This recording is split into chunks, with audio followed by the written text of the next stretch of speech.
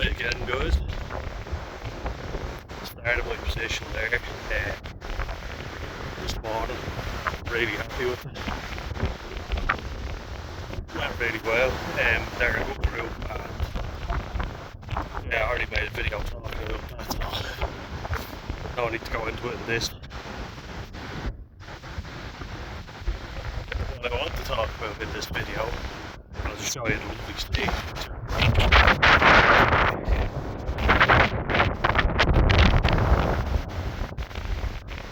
To keep me sane.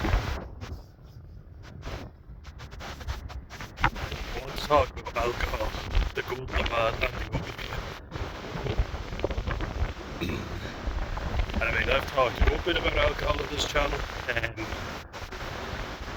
I've also discussed how I finally had to admit that I had a problem with it, and I don't like the term alcoholic, but I think if you say I've got a problem with drink, but that's kind of like, then maybe you are an alcoholic and you need to seriously reevaluate how you do it. And my relationship with it is terrible, you know. And I have spoken about it before, but now I want to talk about it, having given it some serious thought, having kind of done everything I wanted to do that I thought would be great, that turned out not to be so good. So what do I mean by that? Well, as I've spoken about in recent videos, I always grew up with a sense of I'm autistic, and that means I won't achieve milestones that other people achieve. You know, maybe educationally, yeah, but I won't play in a team, you know, like a normal kid does, normal, stereotypical, but you know, I won't play football, I won't play rugby. RFKs list, won't pay taxes, won't play baseball, won't get a job. You put down paying taxes before getting a job, which was weird. Just looked at the sun for a second.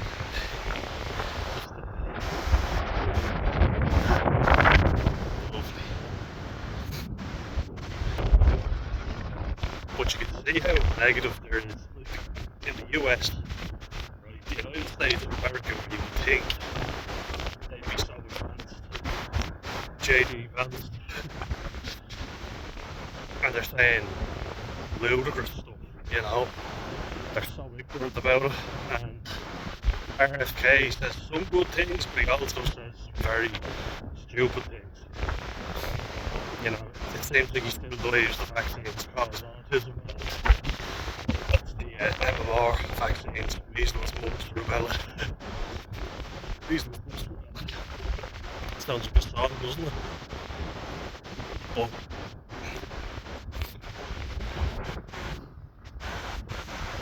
it's got such a negative stereotype, and I'm well aware of that, you know. And even before I knew exactly what condition I had, as in, before I knew the name of it, before I knew what it meant, and understood how it makes you different, I already felt different, you know. I couldn't multitask as well as other kids could. I wasn't as confident, you know, I wasn't as naturally conversive. You know, I couldn't communicate with people my own age. A lot of times I didn't want to, you know, and I've been watching a lot of channels about accepting your autism.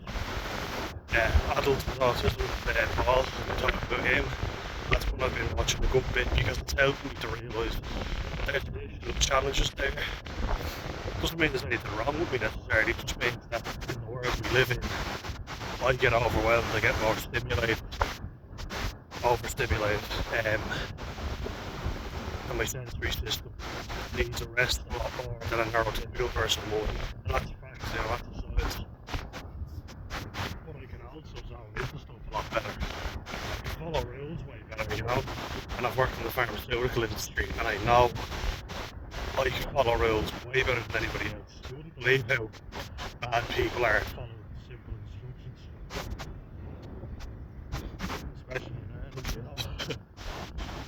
we think anyone who knows what they're talking about is a dickhead. We don't take ourselves too seriously, you know, which is one of our qualities, but it's also one of our weaknesses. Our greatest strength is also our greatest weakness, as they say. But struggling to fit in, not necessarily even wanted to, because when I watch some of these videos, like Paul from Adult with Autism, my friend that I've reached out to on LinkedIn, who, fingers crossed, he starts with the channel again, or even comes on this channel. I love that, you know, it'd be great. He's one of the main reasons I started this channel, and hope he knows that. Having people like that out there who you can relate to has motivated me to make my own channel, and lo and behold, here we are.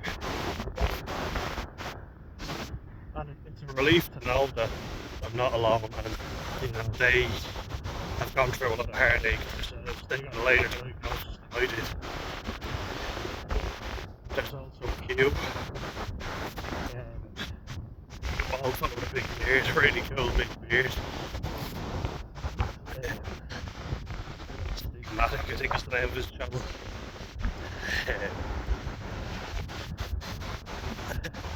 The dog's over there chilling out. Like a hound or something. But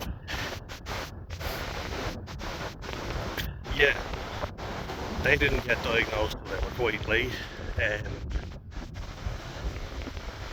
That difficulty, because you don't get diagnosed until you're much later.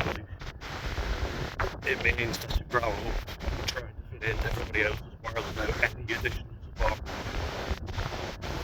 So in that sense, I'm lucky because I've had extra support. It's probably why I'm where I am today, but I knew I was different, you know, and I knew people didn't accept me the way I was. And one of the hardest things about that was my dad not accepting a lot of things about me. People telling me I've grown out of my autism, you know, being screamed at by a family member, calling me a fucking retard when I was really bad, so not showing any sympathy when they needed to, when I was really, really bad, you know, like my sensory system was overloaded. But then at the same time, when I work really hard, and credit my mum hugely, she's the one who really put in a lot of effort, and my brother being as empathetic as he's been, despite it not being easy for him at all. You know, so we all worked really hard. But at the end of the day, I had to do that as well. Which I did. And I got myself into college, having been told never achieve anything. You know, pretty much.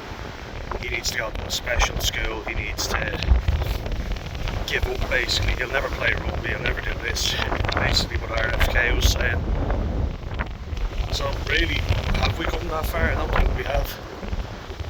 Not really. I think the general public, they all have a family member who has autism of some kind, and that means their general understanding is better, which is really good. I'm going to sit down now, so just bear with me. Make it easier to record. That's what it's like.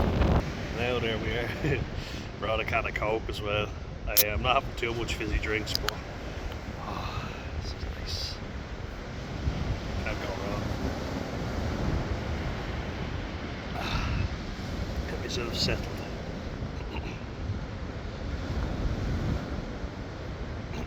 The worst fucking gastrointestinal system, I swear.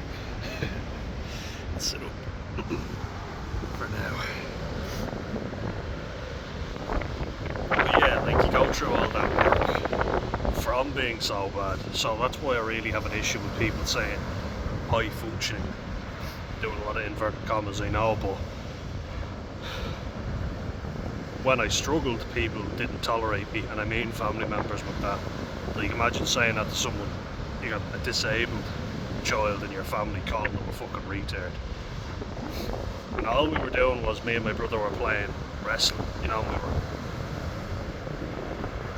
we were quite jumpy and fidgety kids, but there was constant tension. Like I got in the water there from my shoulders, my back and everything. I don't know what it's like to not be stressed all the time. Constant fucking tension, and you carry that throughout your whole body. You know, a constant tension in the back of your neck, your heart pumping, sweating loads as a child. So there's obviously something alright, you know, whether you like to admit it or not.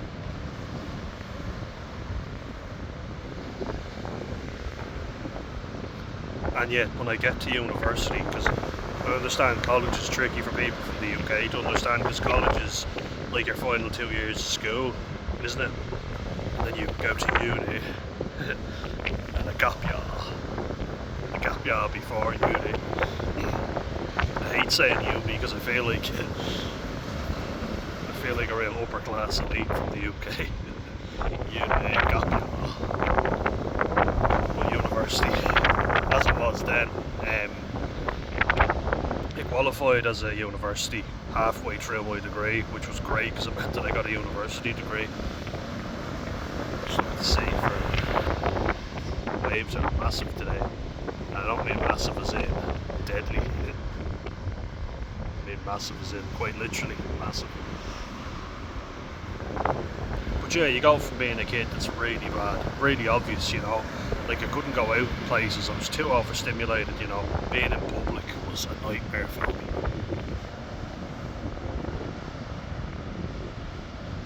And you go from that to get the university degree, and I really struggled, you know. I was so anxious and so tense all the time. And the same auntie who called me a fucking retard and I was really bad also said, well, my man was saying that if I was struggling, well, he just needs to get on with it, everybody's going through that. Not an ounce of sympathy. And then my mum said, yeah, well, he's got autism as well. And she was like, oh, sorry, I forget. Because I've worked so fucking hard. You know, like, I'm not asking for an awful lot of sympathy. And, you know, I get on with a lot of people now that we clashed, you know, and there was a lot of clashing. People didn't treat me right. I probably wasn't very easy to be around, but I basically knew I was unacceptable the way I was. And most of the time, a lot of reasons I played sport was to impress my dad and other people, you know. It was a source of confidence. It was something I was good at too, but I struggled a lot. Like my mum even said it, she said I was like Bambi on ice when I started playing football. But I trained my arse off, I got really good at football and won player of the year. You know, and that's the kind of mindset that I have. Where I've pushed through and I've persevered, you know. Despite, as I say, all these problems.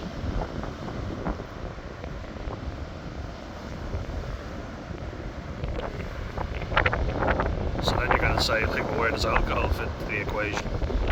Well, imagine that in every social situation, every time you're dealing with people, they're all talking to each other, they're all getting on with each other, and you're stood there kind of like, are we playing football or what, you know, because that's why we're there.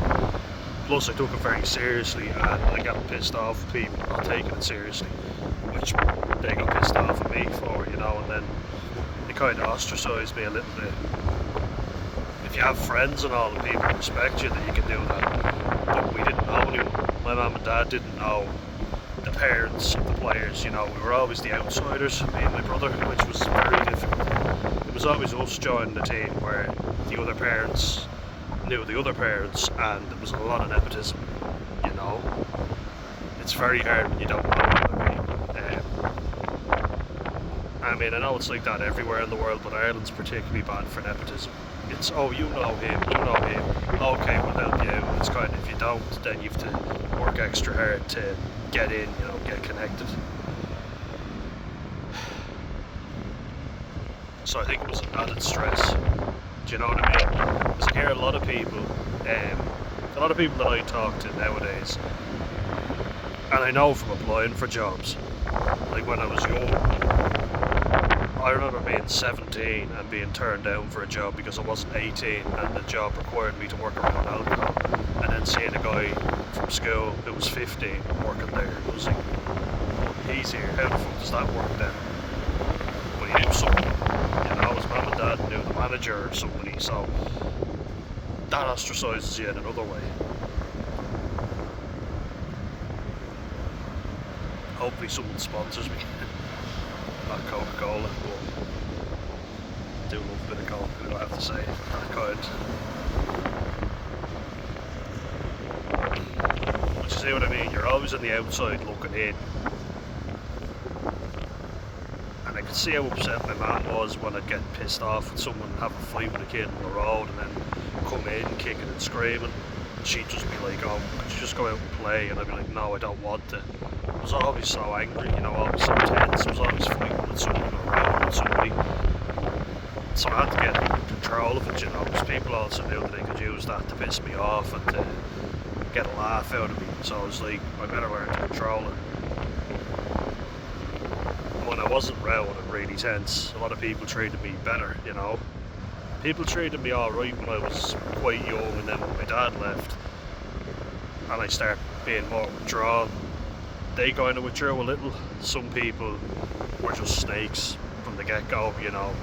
They'd be friends when it suited them and then leave me when it didn't. And I've experienced a lot of that, and I'm not tolerating it anymore.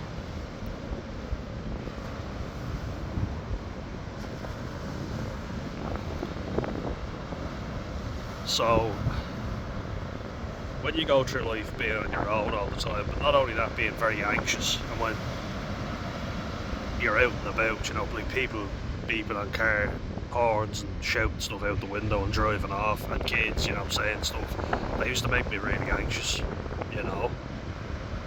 I've talked about that before. My brother had the same thing happen to him, and it's a sad thing, isn't it? It's really sad. As in, you're a sad bastard if you do that to a child. You know, they wouldn't do it to me now because I'm bigger and I'd actually put them in their place. They wouldn't say it to your face anyway, you know. Cowardly in that way.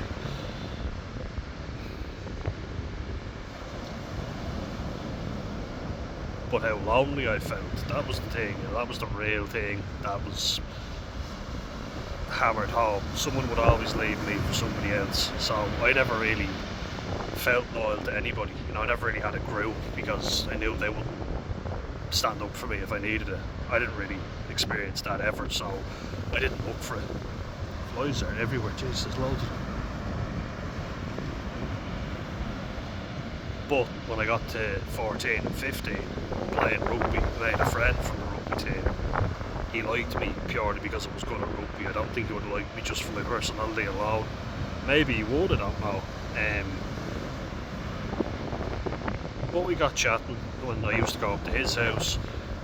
He had two sisters that were around. He's a twin, and an older sister who I fancied the pants off, so that was another reason for me to go up there.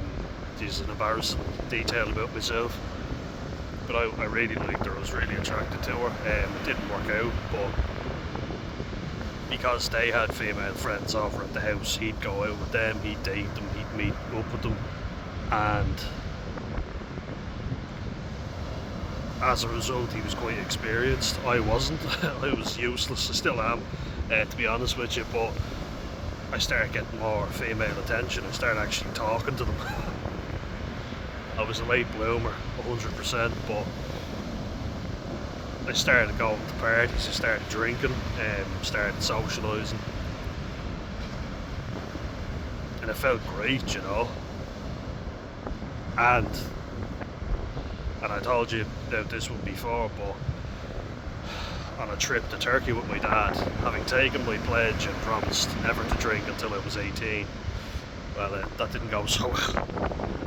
I was really tense, and the Turkish lads are very extroverted. Teşekkür. Nasilsin. I like them, they're good people, but they're very outgoing. Just gonna add some reflux here. And they were trying to get us up to dance, you know, they were saying, come on. And I was like, no fucking chance, I'm too anxious. My dad was annoying me, he kept going, like, go on, have a drink with your old fella, you know. Use this as an example. He was like, oh, here, have one. You know, he bought one for me that I didn't want and kept telling me to have one. I had one, then I had another one, and I stopped getting annoyed that he was annoying me so much. stopped feeling anxious, and I got up and started dancing with all of them, and so God didn't do it. It was the first time in my life, so in my 15 years, yeah, where I didn't feel cripplingly anxious, and I had another, and I just wanted more. I loved the feeling that, you know, I felt great. I felt like finally something that takes the edge off. So any opportunity I got, I took it to drink, you know.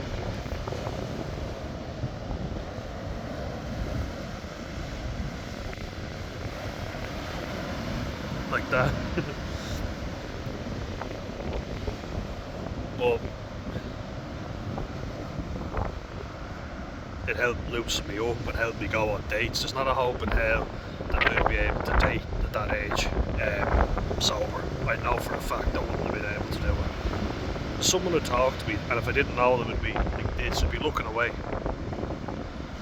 I remember before when my dad was dating, I won't call her, I'd never call her a stepmom or anything, we didn't like her at all. But her son was a little bit older than me and my brother, and well, a good bit, you know, about 4 or 5 years. He was in secondary school anyway when we were in primary, and he had his friends over who were girls, and I hid in the toy box. I literally pretended I was looking for a toy or something the whole time they were over, because I was too embarrassed and anxious to talk to them. That's what you're dealing with, you know. I was a very anxious kid, extremely. I'd just sit there, you know, not knowing what to say, not knowing what the common thing was. If there was football on the telly or rugby, I'd know, oh yeah, what you think of the game?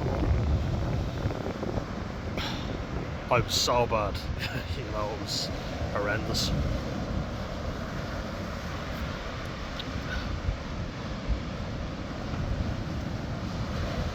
All of a sudden, like, alcohol's involved, and I didn't give a shit anymore.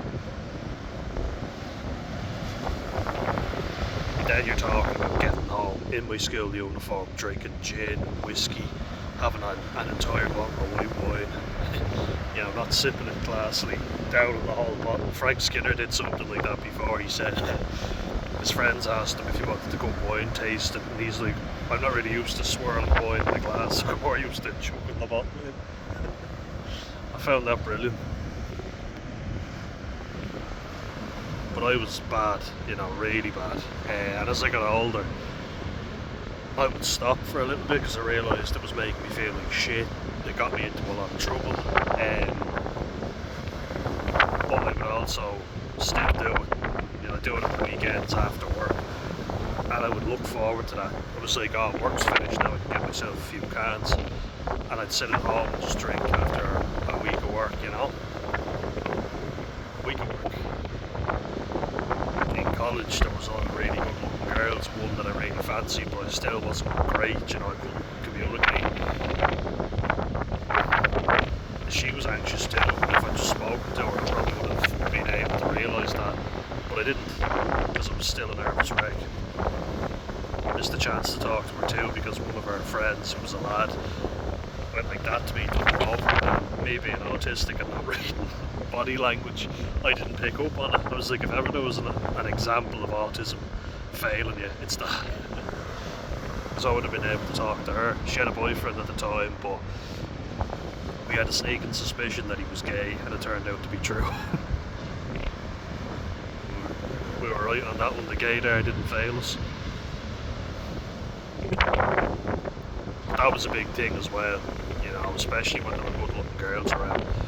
I'd start sweating, I'd start on the back of my neck, my face, and I was like, oh, I don't know what the fuck to say to them. All my male friends, all my mates, you know, they were all going out with girls, and, you know, a lot of my mates were quite awkward, but they found someone, they had girlfriends, and then they got experience, and told you before, but one of my mates set me up with a girl, and the conversation was dead. We didn't drink now for the whole thing, but she was even more of an anxious wreck than I was.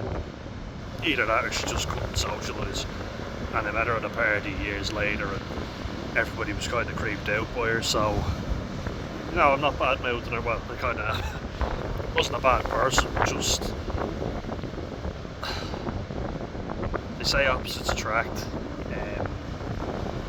And I need someone who can bring me out of my shell. You know, I'm not talking about a party animal. I talk about Paul from Adult with Autism, adult, grown up. But he says that as well. He says his specific wants, or if he was looking for a dating site, he'd have very specific things. You know, someone who doesn't want kids, someone who doesn't like to go out clubbing all the time, and I'm with you on that one. You know, that was something for me though. If I was going on a date, I was so anxious, and lots of people do, to loosen up. And I'm Irish as well, so the stereotype is there for a reason, and we've got to own it, because we have a serious problem with drinking in this country, and we also have a serious problem with underage drinking. And when I was in with my GP, who, I've got to say Croatian, I have a sneaking suspicion she's Croatian, but I could be wrong. She says that she likes the taste of beer, but doesn't like the feeling of being drunk, so she drinks non-alcoholic, and I'd be the same as that. But over here, the way we drink is unbelievable, you know? And I mean, it's only worse because of how expensive everything is. So if you were to go out to the nightclub or the pub and drink, it'd be too dear, and people still spend an awful lot of money in these places, you know, and I have. But, you know, pre-drinks or prinks, if you want to even further abbreviate it. Shorten everything down now, don't we, for fuck's sake. They go to a girl's house at about 6, we'd have a few pre-drinks, then we'd head off to a pub for more drinks, then we'd head to a nightclub for more drinks. And by the time you're done, Jesus, I don't know how much you would have had. And that's where it starts to become very problematic, you know. And where it became problematic for me was enough was never enough. I remember a girl that I was friends with in college that I met my second year. I was staying over at her boyfriend's place, and I'm actually still in contact with him. I got on well with him. We stayed in contact. I haven't heard from her in a while. But he said, Dan, if you want any more beer, help yourself to the beer in the fridge. I was like, cheers, yeah. And I literally took all the beer out, put it on the table, and just necked one after the other until I couldn't neck anymore. And then it was about 5 AM in the morning. And we'd already been out to a nightclub and a pub and got shit faced, and I had more when we got back. I just never stopped. Looking back at a holiday that I went on, I'm getting memories from it. It's over a year now since I went to Benidorm, and just a week before I went to Benidorm, I was sending off one of my best mates. We were having a send-off party for him as he moved over to Spain, Murcia, which we went to after Benidorm to see him. But me and a good group, you know, like they're like an outgoing group, but more of a pub scene, which I like. We met up in Goatstown, the Goat Grill, if anyone knows it. It's nice. They have a really good food truck that does the best chicken tenders I've ever tasted. Oh, lovely. But I went up from Wexford and I met up with them there, me and a few of my mates. Noel, met him too. Met Noel and Dennis. And Dennis's girlfriend and brother. But I got there late, so I was late catching up with the drinks, and then I had a few Guinnesses, and then Birra Moretti, which is lovely. I love the glass that they come in as well. And that's all I had, you know. But I was on a buzz, like a real buzz from it. And his dad very kindly gave me a lift to Inch petrol station, the Circle K in Inch, which is junction 21. because his family lived near to where I live. I was like, you wouldn't be going that way, would you? If it's too much trouble, no problem, I'll leave early, but if not, then if I stay out later, I'll have to get a lift with someone because I won't be able to stay in Dublin. He was like, yeah, no problem, and he kindly brought me back there, and I met my mum and my brother. And it wasn't too bad, you know, I was fairly well oiled. But then I got home, and Jesus, I had a buzz on me, right, and I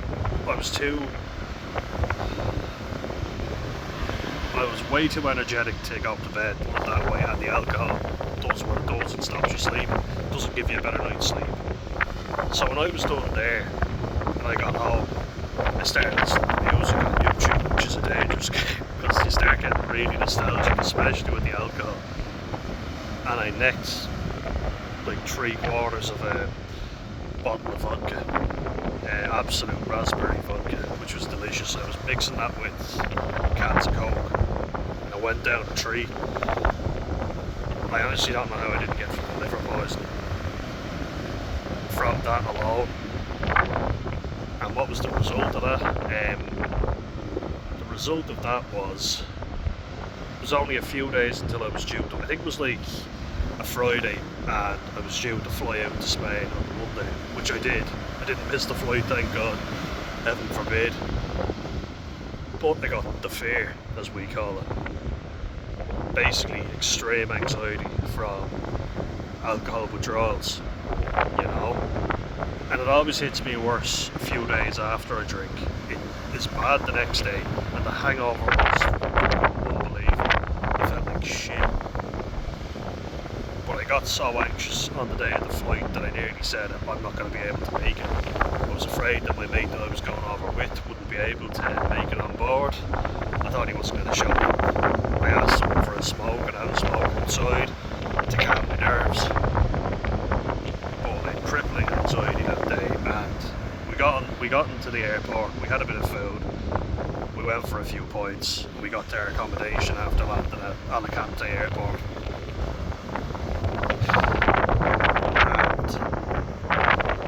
And then the next day we got up, went down to the beach, after having a breakfast. With a few cans, you know, it was lovely down by the beach having a few cans. That's what I love doing. Very cheap as well.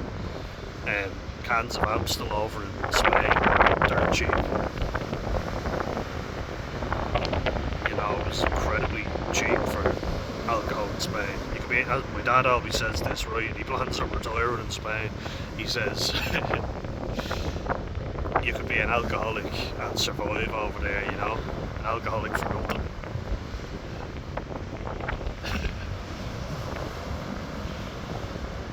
And a lot of people are, you know, a lot of people are.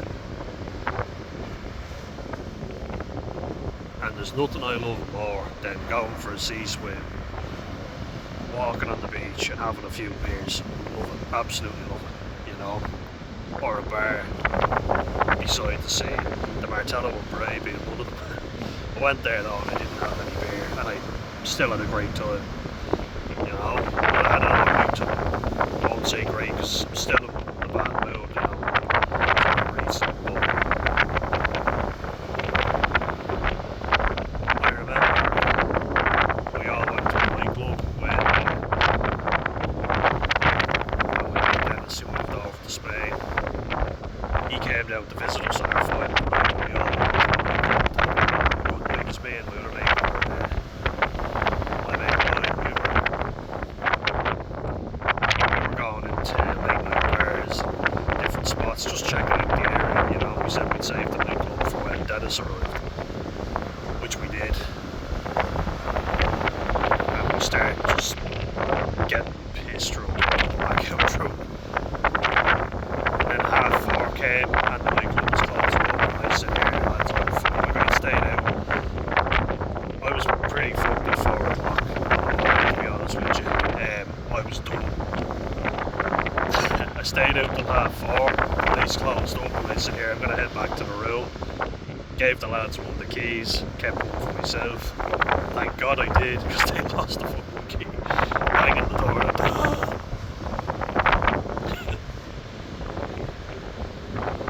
kind of looking forward to leaving Benidorm at that point. Like, I had a really good time in Benidorm. The nightclub was really good crack. A lot of Spaniards there too, which I was looking at. You know, I prefer going places where there's more of the locals. That's something I really like.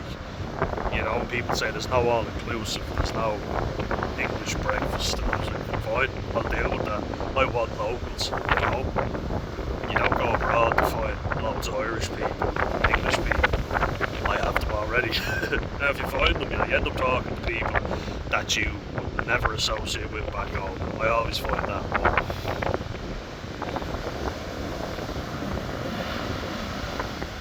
Yeah, a couple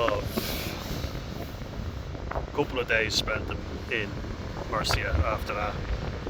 We drank pretty much every day, but we only had a little bit, you know, we kind of drank more like locals rather than getting absolutely pissed every single day. I mean, we lived off fry-up and pizzas while we were there in Benidorm, which is not great.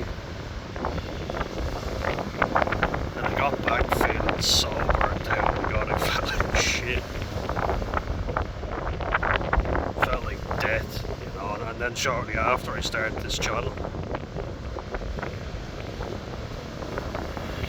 And the reason I started it was because I felt like I'd done everything I wanted to do at that point, you know. It wasn't all it was cracked up to be, you know. And it made me seriously consider the way I was drinking.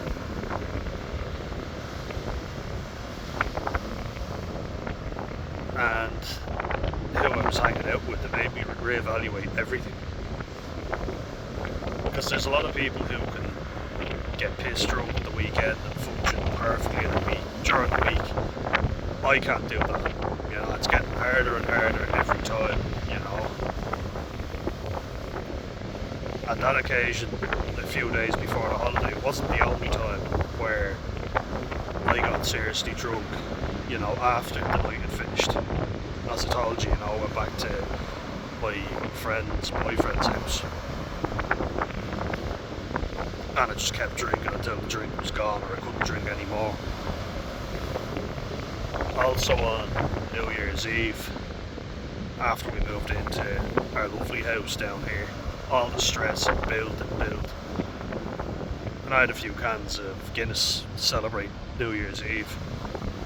But I stayed up after we celebrated the New Year and I was drinking Jack Daniels and ginger ale, which is, it was Jameson and ginger ale, I apologise. Went down lovely. And I was banging my brother's door down saying it was miserable and needed its help. You know, you reach catastrophic levels of anxiety and depression when you're drinking that much, on your own as well. Another channel that I've been watching a lot of, and a huge shout out to him, is Backcountry, Stu Nugent. He's commented twice now and posted on his channel. And he's a really good guy and he's had some wild adventures with alcohol, but ones I'm sure he regrets, but you can't take it back, you know. And that's the thing.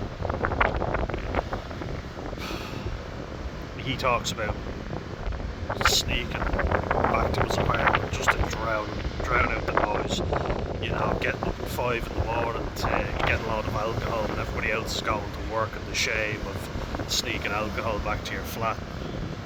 I never got to that level, but that doesn't mean that I didn't have a serious problem. I don't. Like, I remember before my debs, which is a debutante ball, as they call it, over here. It's the equivalent of the prom, is the best thing I can say, in Ireland. I ended up taking my mate's sister, who I fancied, to the debs. Nothing came of it, and I was devastated, which led to more drinking, of course. But I thought this is my chance with her, you know. She looked really well. I looked really well, actually, to be fair. But I got really anxious before, and so I drank about 4 bottles of Copperberg, which some people would argue isn't really alcohol. But because I fancied her so much, I always drank loads, and looking back now, I can see why she wouldn't be attracted to me because I had to get so pissed. I mean, everybody was drinking, but not to the extreme I was, you know, and that's the thing. I would just get pissed drunk at any occasion I could, you know. And then, as that night went on, I was buying a pint, then I bought another pint. We had glasses of champagne before we went over to the venue. Then after that, we were given like these free punch shots. Now I had about 3 of them, so it just keeps building and building up, you know. And then, you know, from doing where's my car, and then I started just buying, you know, a pint of Heineken and whatever she wanted. I was kind of buying Heineken, then a bit of Copperberg, then we started doing tequila shots. We had about 3 tequila shots. I had about, 8 or 9 Jaeger bombs, which tells you all you need to know. We had Sambuca as well. Smoked a bit of weed. I actually asked someone for a smoke, that's all I asked them for. And then they gave me 3 quarters of a joint. I'm sure I enjoyed this. But I smoked the whole thing.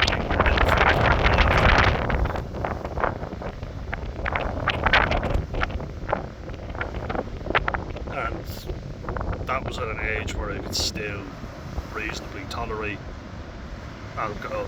I was 18. I knew I was going to be hungover the next day, and I'd kind of set myself up for that, put it that way.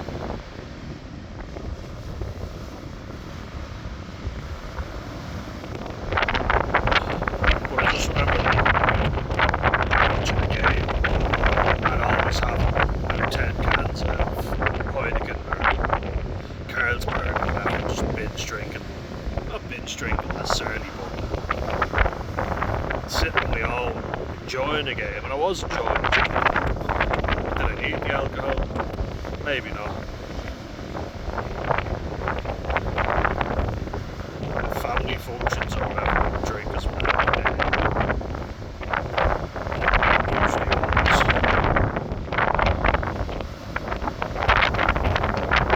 That's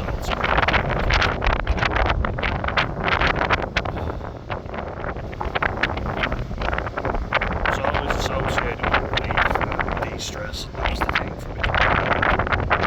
It also gave me a different personality, which I liked, because I didn't like myself when I was sober. That's the thing, you know. I hated myself when I was sober because I felt like I was really boring. But actually, when I look at it, I wasn't sober at this, but I went to Longitude, and I showed you a couple of videos of that. I had a really good time. And I had no alcohol before going in, at all. No drugs at all, either. I mean, people think you're crazy just not drinking before you go in. They're all neck and shoulders of vodka. Not me. I had about 6 pints, I think. That was it, of Heineken. And I had a really good time and enjoyed the concert. Probably could have enjoyed it without alcohol. I managed to go in without it, so I managed to steward the next day. Over. How, I don't know. The fear was real that day. But I just didn't like myself when I was sober. You know, I felt like I was just so bad at communicating with people. I thought I'd be alone for the rest of my life. I thought, you know, my mum and dad were my grandkids, they want me to be happy and have a relationship. There was a bit of shame attached to that. And I must say, to be fair, neither of them really put any shame on me. My mum said she'd always wanted to be a granny, and I was like, oh, that's fair enough. It wasn't like, oh, you're useless. My dad would say stuff to me that like, you'd want to be planning a holiday for you and the lads, or you'd want to be going to Longitude or one of these festivals. You know, it wasn't all bad, and I can get it to a degree. I felt like, look, you want to be out enjoying yourself, you don't want to be a dry shite. Which I hate saying, but it's kind of true as well. You know, nobody really wants to be around someone who's miserable all the time.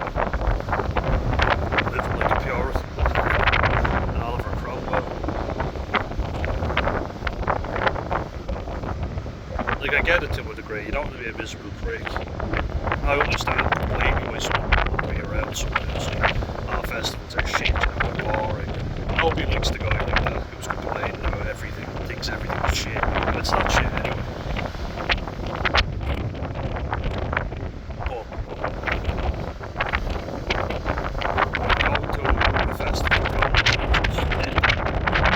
that's holiday, I did that. Went to countless nightclubs, but they just drained the life out of me. And you never meet anyone who go to a nightclub and will meet your future wife. It's not gonna happen. Trust me. I spent the night having conversations with someone, you know, getting on really well, thinking there's really good chemistry there, and they didn't even remember me after that. Don't bother. It's not gonna go well. Then there's alcohol associated. Straight after you finish the game, crack it open, oh, here you go. And it's very hypocritical of me to judge that, because I loved my drink. But like that, you have to play in a really physical game, you have to put a lot of caffeine to get your blood pressure up. Now you have all this alcohol into your body, and you're staying until like 4 AM. Some lads got concussion in the game, and they were doing coke, they were smoking, drinking bucket loads. They got puked during a game, which I was against. Then I started drinking after. Then I went down to Wagon Street, South Dublin. You know, like Dublin 4, around that area, real well to do, or south side, of course.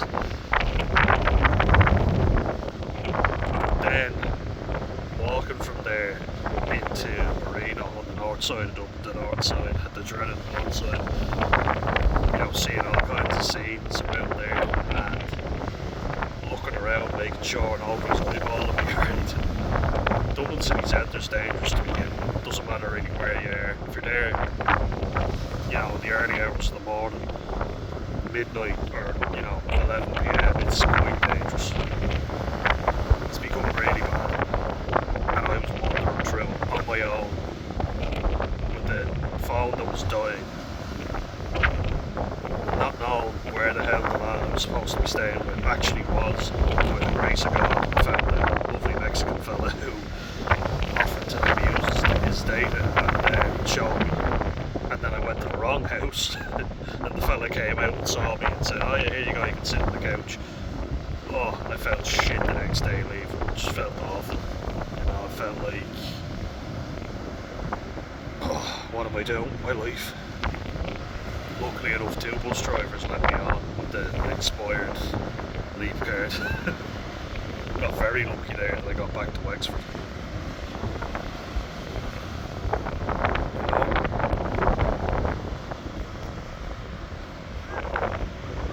And I've gone on mad treks when I've been drunk before, sleeping on people's couches that I don't know, feeling really awkward the next day, talking to them and their flatmates.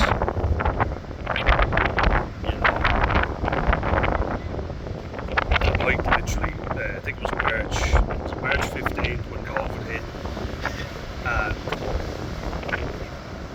we all got pissed drunk, and my mate, you know, I loaned my mate €164, so he owed me for that, but he didn't have the money in cash, so he gave me a free bar tab, which is a bad idea, really bad. Something nicer to talk about.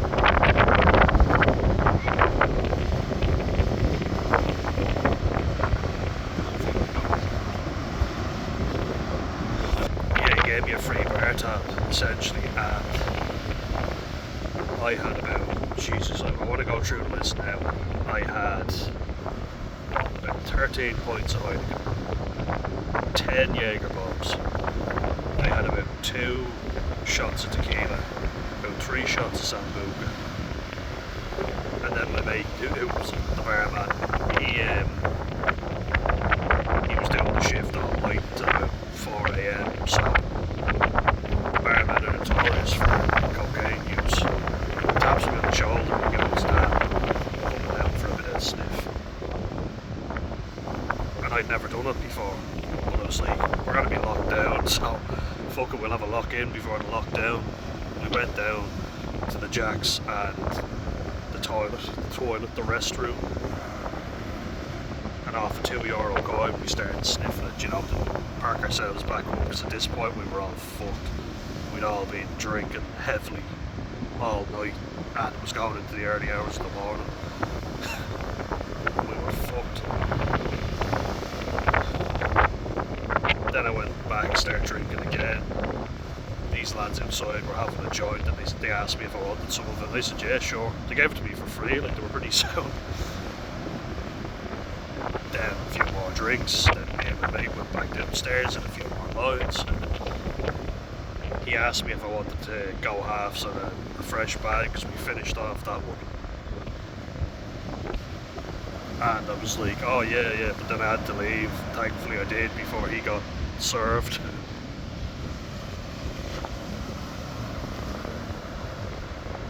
But then, when I talked about this story before, May 24th, so 2 months later, and I'm throwing myself out in front of a car, having drank a whole lot with those guys. Again, lockdown was bad for a lot of people drinking. I actually trained a lot, but did have the occasional gaff party. I was sensible though, I was quite sensible during lockdown. Me and my brother were, because my mum was quite unwell, so we had to be. But that's what that led to, you know. I don't think I would have done that had I not been drinking. You know, we all know what happened there. Then, a few months, I'm just thinking. Yeah, about 2 months later, I'm playing a rugby game. Didn't play particularly well. It was completely there. I actually played quite well defensively.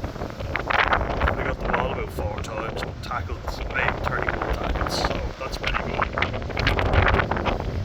Much rather carry the ball though. But I just wasn't up for that game, you know. I was dying, the heat was really hot. It was like 26, 27 degrees. It was August as well, so geez, everything's happening in August. And it was the rain season because of COVID, you know.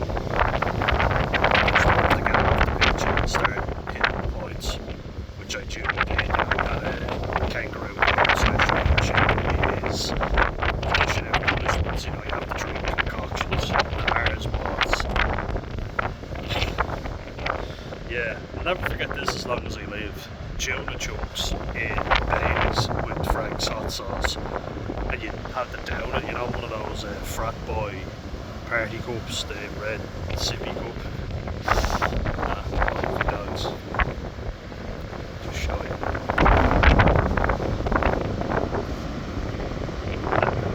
They're shepherds or something. But yeah, we had to do that punishment, and then as soon as the tuna chunks hit the back of the drum, you could feel the sick coming out. It was disgusting. This was the combination of the tuna and the sort of red chunky, fishy taste, then the burn sensation of Frank's hot sauce, and also the creamy chocolatey taste from the Baileys. Oh, it was disgusting. I should point out at this point as well that we'd already been heavily drinking. I went to this really posh house in Sandringham, which is a lovely area of Dublin for really well to do. Then we went down to, I won't give the name of the rugby club, one of the D4 rugby clubs around Sydney Parade. That's all you get. Sorry guys, we fucking destroyed the place. Got sick in the corner. There was a little corner designated for people getting sick. And I've defended rugby before, saying it's not a gay sport. I don't mean, you know, I mean, as in, people always say you're always touching each other and, you know, fiddling with each other's arses and scrums and all. It was a really good interview by Keegan Hurst, a really down-to-earth guy. He's a Wakefield Trinity player. He's gay and he's a rugby league lad, but he's really macho. He just happens to be gay, and I thought it was a really good interview. It's like, yeah, why can't you be gay and play rugby league? So, you know, I think it's great.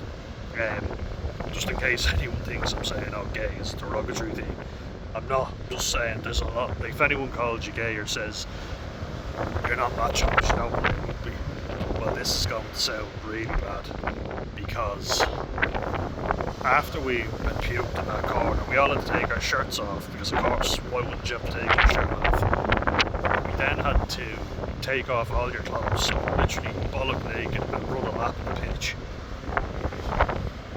Completely in the nick. It's like, why is that necessary? But of course it is. Of course. The never-ending coke. Speaking of which, so it's actually mad because I've never done it before or since 2020. I think because of lockdown and everything, that's why I just didn't give a shit anymore. But we went back after buying a few more cans to the nice house in Sandymount, and I was just smoking a joint with a few of the lads, having a few cigarettes. But then we got back to the place. I thought the lads were having a joint outside. There was like all kind of a few drags off it, and they're there with a spoon, you know, putting it up their nose. They just handed, they literally handed me the spoon with it on it and said, "Here, have that." And I was just kind of like, okay.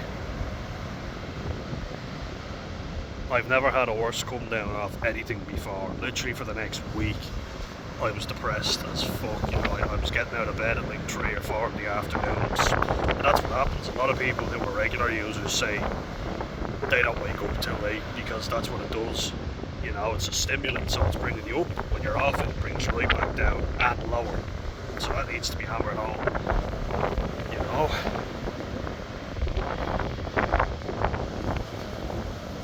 That still wasn't enough of a wake-up call, you know? We're playing rugby down here with the Galway lads. They're really good, you know, and I smoked a joint with them as well.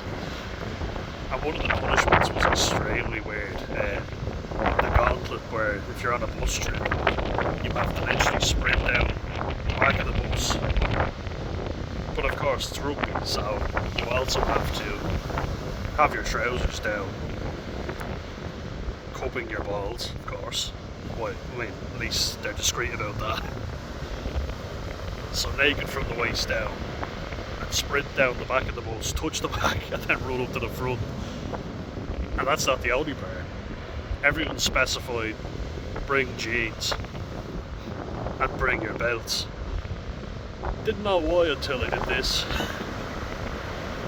Because you had to sprint down the back of the bus, touch the back of the bus, sprint up to the front of the bus while everyone's whipping you on the arse with their belts. Not gay at all. A very masculine sport. Oh.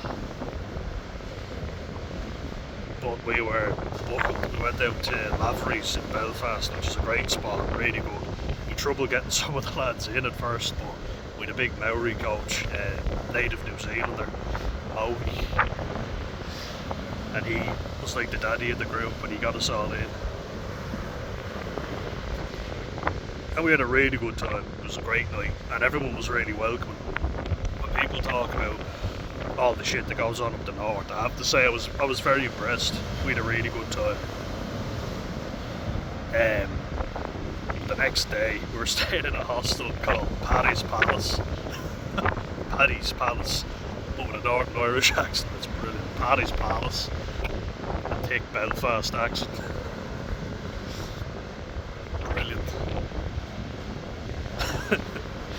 But you still had to wear masks at this point going into the shops, so I was going to a Tesco to get some breakfast, whatever I could get down, because I think I got sick. Whatever happened, I had the smell and the taste of stale Guinness off the mask, and I was like I had to pull it down for a second, because every time I inhaled it was just... See, it's funny, like, it is funny telling these stories, you know, it really is, but it can't happen again. Because that leads to more. That's the problem I have, though, is that it is funny. You know, it's so funny. But I was doing a lot of this stuff while on antidepressants. So I would go off the antidepressant for a day, then go back on it after I'd stopped drinking. And you're fucking with your head. Now I'm on mirtazapine, it's really working for me. But there's additional stuff that I need to work out.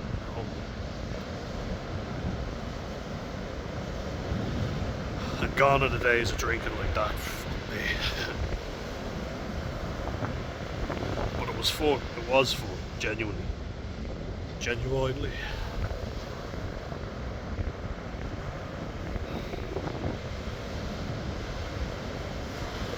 But that's been my biggest thing with rugby, you know, is the drink afterwards. I like it too much, I think, and you can even hear it in my voice.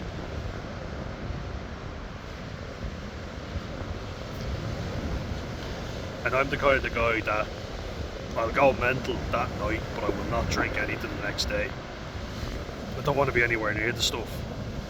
Whereas there were some guys there, I shit you not, there was a guy there who drank 3 litre bottles of Strongbow, which is a piss cider.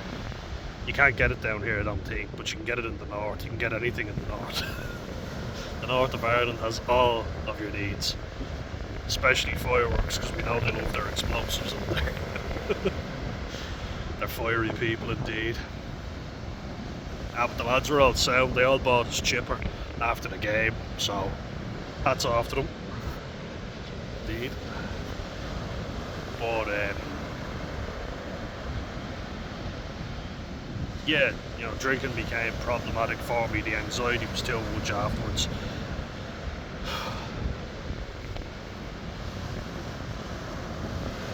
Depression's just too bad. It really fucks me up. My anxiety was through the roof, you know. More recently anyway. The 19th of June, that's when it was. Sadly I remember that because Michaela Rains died the next day, God rest her soul. Poor girl. So like I think about, jeez, it's mad thinking that I was on a bridge contemplating ending it all before she did, sadly. You know, you kind of get a bit of guilt. You kind of feel like, how come I didn't and she did? You know, what was the difference? It's like I drank loads. Well, not loads, 7 pints. That's not that much, but that's something I would put away easily before, as you can see. When I drank fucking heavily, and I drank to get drunk as well. And having had such a stressful week, you know, a build up of stress, unloading a few points. I can't tell you how nice it was after playing a game when you were shitting yourself all week about playing well. Everybody pat me on the back, you know, you're a really good young fella. You know, I was a good player, you know, I did it 100%. I came back in the season in shape. Whereas everybody else is coming back with beer bellies, you know. Because I heard if you want to be at the next level, come back to pre-season in good shape. Don't come back like that. Don't use pre-season to get fit. That was essentially what they were telling me, you know. And I thought, yeah, absolutely. But there's a lot of nepotism, there's a lot of luck, and there's a lot of who you know rather than what you know, and it was too much for me, you know. It is hard to be a professional athlete, no doubt about it. Even doing it as an amateur is very tough. It just wasn't for me, you know. I'm not shitting on anyone who's gotten anywhere anymore. Good luck to them, that's their thing. It wasn't right for me, and that's that, you know. I'm not going to be bitter about it anymore.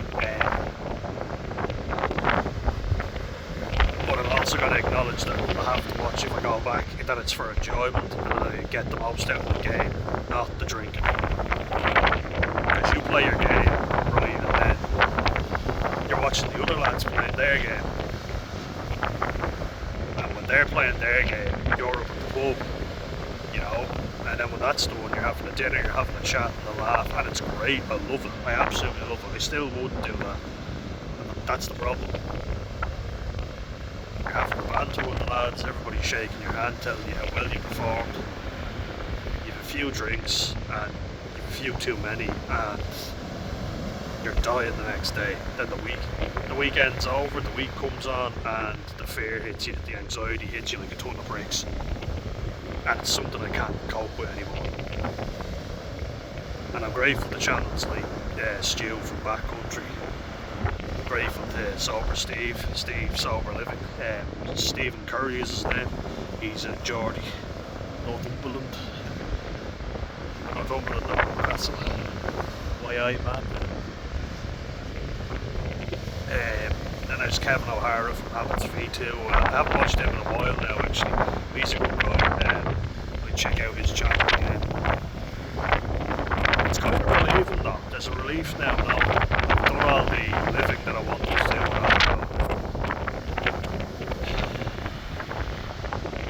But there's also the dating element as well.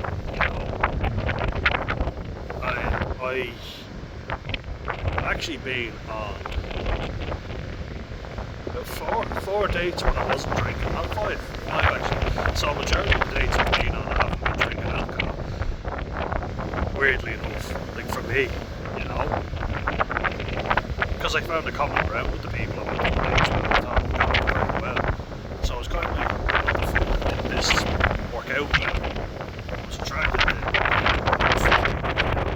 ones that I was sober for. It was just the one that my mate sent me for. My mate sent me with that one. His girlfriend. Then my friend from college. She was Hungarian, her friend was Hungarian, and I was really attracted to her, and she was studying psychology. We met up, we were chatting. I was saying I'm very interested in psychology. I started talking about my autism because she said she worked with kids with autism. I was definitely attracted to her 100%. We had a great time, we were arranging to meet again, it just never happened. I think everybody's always got something better, don't they? But they're waiting for something better, which is the unfortunate reality of today. I might fall short in one area, and she's like, oh, that's a deal breaker. Then those people from college, you don't really want to talk to them. She actually became friends with our friend group afterwards. But I was really attracted to her from the get-go. I thought she's sporty, you know, she played volleyball, badminton. She was obviously intelligent because she helped me out with a few things before, and I thought, wow, you know, apart from being really good looking, she's also quite smart, which is it's a turn on for me, definitely. You know, I couldn't go out with someone if they were just good looking but had no brains, you know. I just wouldn't be able for it. And I've tried, believe me. But on both of those dates, you know, both intelligent girls, both very attractive. And we had a coffee instead of drinking alcohol. And I thought they went very well. Apparently, what do I know? I know nothing. I know nothing. Everyone knows 40 hours. Andrew Sachs, aka Manuel.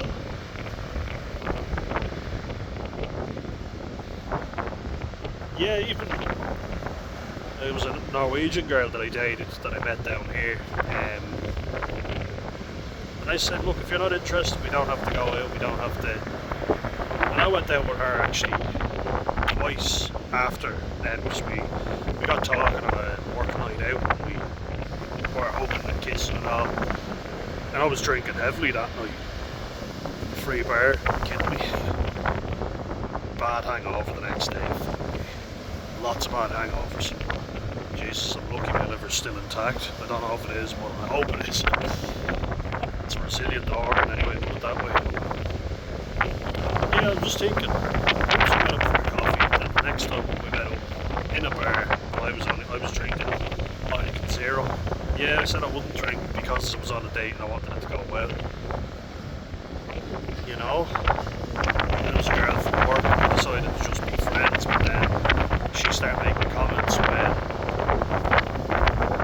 I was dating Diana, the Costa Rican girl that I was seeing on me recently. And I got creeped out by that. I was like, nah, I don't think that's right. We went out twice and I wasn't drinking either that time. And I thought it went well, but clearly, what do I know again? She said all I talked about was my autism, and I was like, we talked about a lot of things. I was just explaining it to you if you felt uncomfortable. She seemed to find a problem with anything, to be fair, so I don't even know if you'd call that a date, but so be it. Went on a date with my mate's sister, although it was a date, you know, because we arranged it and everything. And I drank heavily on that. And then with Diana, it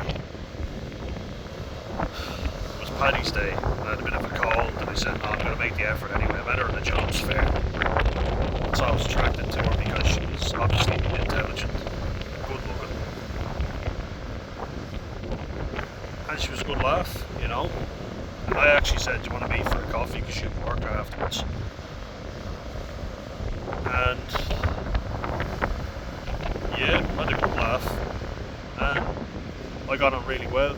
Taught her a bit of Irish and everything. Laugh fail and called her a good bitch. She loved that. Sláinte as well. A few baby Guinnesses. It was actually her suggestion that we go out and drink it. And I said, let's go to O'Leary's then, or Leary's, sorry. There is an O'Leary's, but there's also Leary's. We went to Leary's. Wasn't that drunk. Then we met up again in Dunleary, which was a beautiful day. We went to the 40-foot Wetherspoons.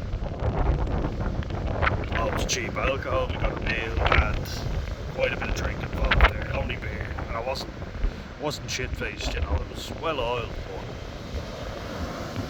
I think she kind of looked at how fast I drank and might have been a turn off. But as I say, majority of dates have actually been sober. So then that makes me think I'm not enough, I need to drink sometime more full. It's a big issue, it really is.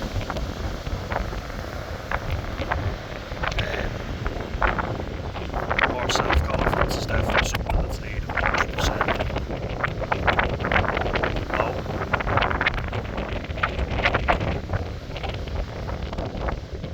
Because I get that, you know, when you're talking to someone who's like, what do you think, what do you want, very passive. It's not very attractive, so I get that, that's fair, I understand. But I think now I'm ready to give up alcohol and live without it, you know, live a lifestyle like this, because I love stuff like this. I feel better doing it. Alcohol has always gotten in the way of my exercise. So I started running again, and I felt shit because of alcohol. Then I stopped, and I did it again. Caused myself an injury, you know, because my body wasn't getting used to it as fast as it could have been. You know, where I'd run, I'd stop, run a bit more, stop, run a bit more.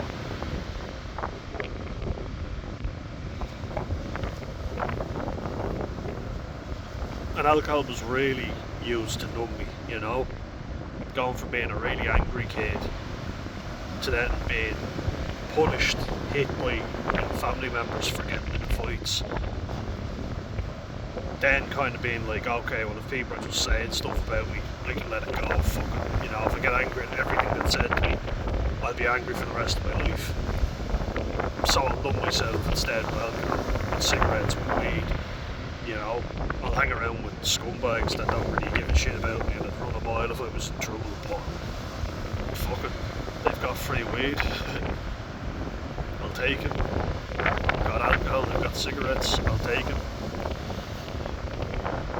But I've gotten more self-respect since then. You know, and I realise you don't have to have a big massive row with people.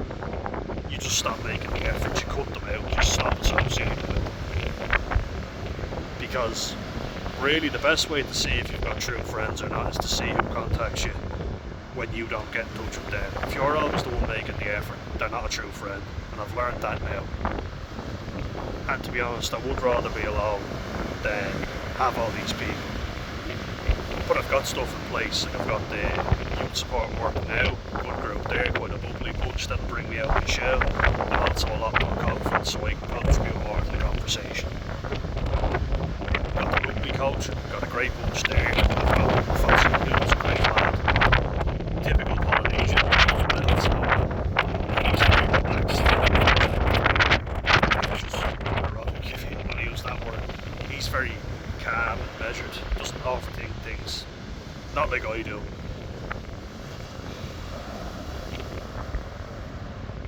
very good at just going, "Hey bro, just calm down."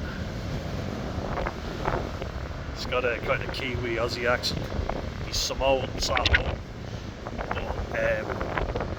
grew up in Auckland, then moved to Australia, played for Australia under 20s, then Samoa. And he's such a chill guy, and he's like the yin to my yang, because he's so relaxed and nothing really phases him. And then I'm very much, are our lads getting unfairly treated and agitated, and don't do it. It's good to have that balance. And everybody else is good too. There's Johnny, Neve, she's really chilled out as well, really relaxed, just not really bothered by much. Niall was a great lad, he's left now. Best of luck to him, lovely fella, really nice bloke. We've got Luke, who's another Wexford man, but Wexford Wanderers man. We'll forgive him for that.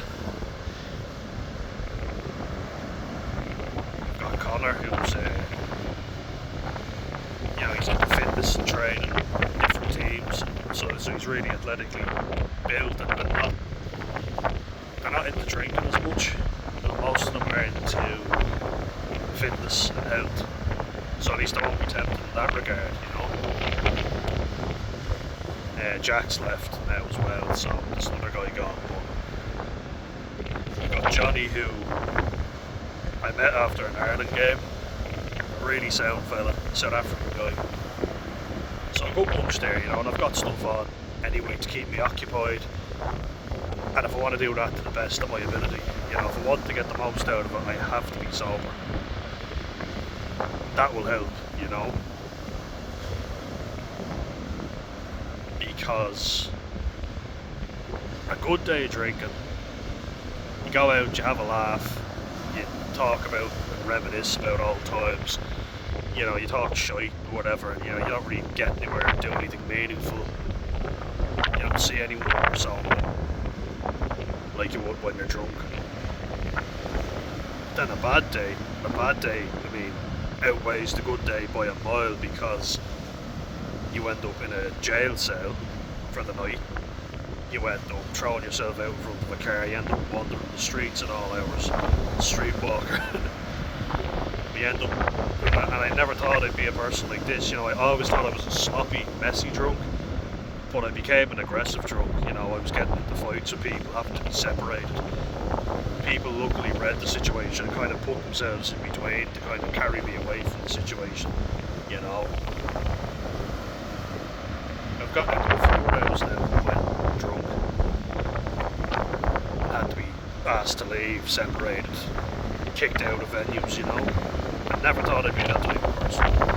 Unfortunately, that's what it led me to, and you end up ashamed of that. You think it's funny at the time, but then you start to think, wow, it wasn't funny, it was stupid, and it's out of character, and you wouldn't have done it if you weren't stupidly drunk, And I'm lucky I haven't been seriously injured. I'm lucky that I haven't been killed. Lucky I haven't lost a lot of money. If you lose possessions, that's something that really upsets me, I couldn't remember where I put stuff at the time. So that's another thing. Skis, phones, looking for me, it's only been a few keys. Misplaced keys, that's about it. Lots of copies anyway.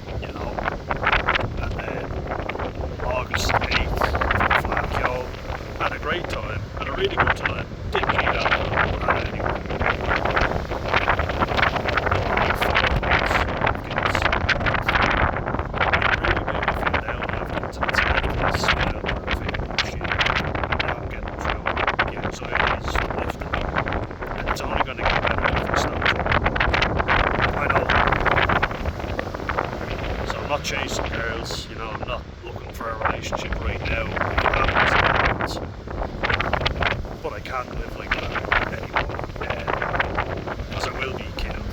You know, either I'll get into a fight, and my mum said this before, and I thought, you're not saying what she said. I was terrified before that you would end up either having killed someone in jail, or you'd be dead. You know, you'd have killed yourself, been stabbed, or something happened to you. That's like, you know, well, she was deadly serious, so was my brother. What's that in the eye? That's obviously the reality of how bad it could have gotten. So, as bad as it did get, I'm very grateful that I've still got all my limbs intact. I'm still healthy, I'm still able to exercise. And if I want to stay like that, I've got to stay off the booze. So, I can't put my family through any more shit, you know. But I've got enough life experience now to know what does and doesn't work for me. So I'm going to try and stick to it one day at a time, just one day at a time. Just for today, I want you to keep that there. Actually, I think I have it here. Maybe I don't, but if I do, just 1 second. I left it at home on the bedside locker, and I read it a couple of times. It's basically not trying to force anything for the day, just kind of letting it happen. Realising that you can't do anything with it for the person. The past is what it is. The future is unknown, but today is a gift. That's why it's called the present. Master out away from Kung Fu Panda. Should have been an AA counsellor. But it's true, if you worry too much about the future, and like, I'm never drinking again, oh my god, then it's a mountain. And I think, speaking for everyone, most alcoholics, if not all, are extremely anxious people. Anxiety is a very now thing, so it's the amygdala. That's a very present thing, you know, because it's a fear happening now, in the moment. That's actually when we need to think about the past and think of how bad our drinking was, and then think about the future, how bad it will feel. So you can say live in the present. It's a bit tricky though, because the anxiety takes over and you're not thinking logically. Dialectical behavioural therapy taught me that, DBT. It taught me that you need to get yourself to your rational brain. Take a few deep breaths, don't drink anything stupid, and then when you're in your rational brain, go, I feel bad now, maybe I'll leave if I can, or maybe I'll just go and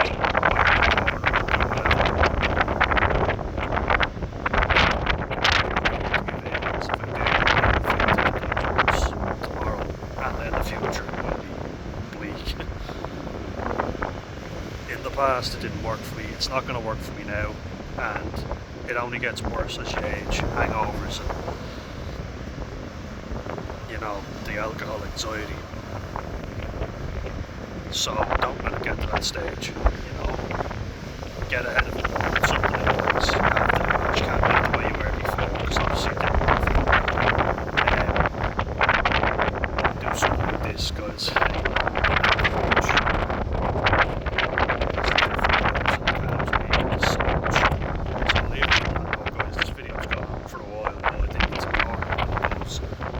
Let me know if you get something from it.